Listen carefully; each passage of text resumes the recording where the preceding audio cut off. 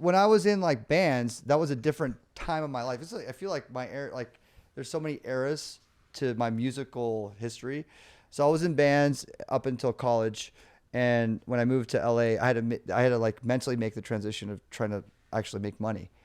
So that's when I pivoted away from being in a band and supporting bands, and I really focused on a record label. And in order to do the record label and build culture in LA, I threw parties. So we threw DMAC parties where bands would DJ and I would open. And I was literally opening the small bar and clubs, you know, like learning how to DJ on the spot. Like literally, like I would go there 2 hours before and like drop, like, you know, play some of the vinyl I have back here and learn how to beat match and curate songs. And, you know, and then as like people are trickling in, they can hear me like struggling while I was DJing, you know. But I was really the party promoter. I was like throwing the parties. Yeah. Dude, you have no problem taking the leap. Just like hearing this now, probably part of the reason you're so successful is it doesn't really sound like you're afraid to fail. Yeah, I was failing, but the thing is I was failing in the public, like constantly. Like I was like, you know, I don't think I was a very good singer. I don't think I was a very good musician. And I was playing in front of all these people. And it definitely wasn't a good DJ. Especially in the beginning. I mean, now like maybe I'm all right. Been doing it long enough. I better be fucking decent. But in the beginning, I was total garbage. But but it wasn't about me.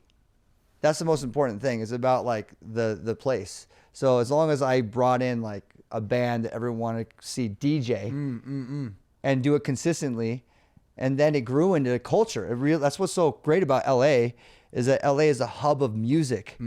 So as we're building our little scene in these little rooms, like holding in the beginning like 50 people, we upgraded to a club space that held like 400.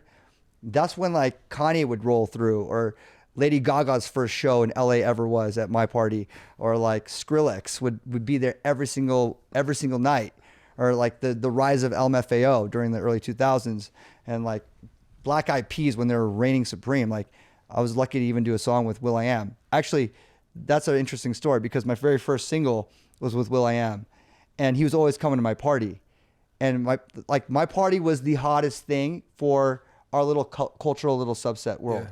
Like we are like underground culture, and there's like the Brent Bull House, like, you know, all the celebrities go to those parties in LA, but the DMAC parties were like this undercurrent of music. Kid Cudi was always performing, MIA's first show, like those kinds of artists, and will.i.am was always there because you had to be at these parties because you couldn't, like, there's no social media. So you had to be at the club to hear what the fuck's going on in the undercurrent, right? And Will is always there. will.i.am's always there. So I was like, hey, Will, can we do a record together?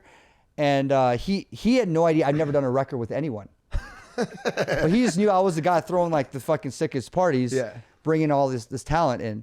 And I went in the studio with them and I played him this beat that was, you know, I mean, it's pretty good actually. But it was like, you know, pretty rudimentary, and he fucking loved it. And he was like singing, I'm in the house, like in the control room on his BlackBerry. Wow. Yeah. And I got a mic out. I'm like trying to record him on the spot because I'm like, if he knows this is my first song, he's out. He's definitely not going to do a record with me. So somehow I was able to finesse that, like, this record had come out and it like did its thing. And then I told him later, like, yo, I just want you to know that was my first record ever done. He's like, no, after.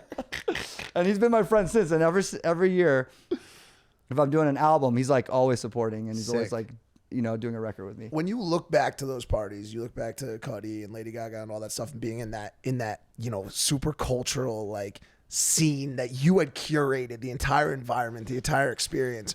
How does that compare to being at fucking Tomorrowland or like, you know, or at like Ultra and playing for like which one? How do those compare, and which one do you hold more dearly to your heart?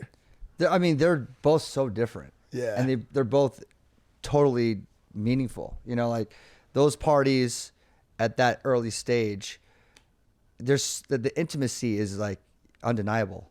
You know, like when Lady Gaga performed, she performed on like a table with drinks.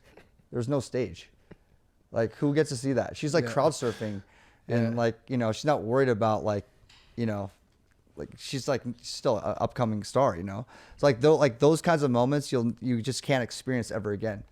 I remember even like backtracking when I was putting on shows in Santa Barbara when I was in college. I had Jimmy Eat World, who was like, you know, everyone knows who Jimmy Eat World is. They were playing in my kitchen. They played in my kitchen in front of like 12 people, maybe 12 people. You know, they came and they slept on the couch because that's just what bands do. So it's just like to be part of those moments when you see something happening and you're part of that experience. It's so special. It's just a complete different feeling than, you know, than obviously, but playing Tomorrowland is like, that's like the goal. It's like, you know, End game. It's like, yeah, it's end game. It's like, but also you have to perform exceptional. You have to break through because, you know, there's hundreds and hundreds of DJs there.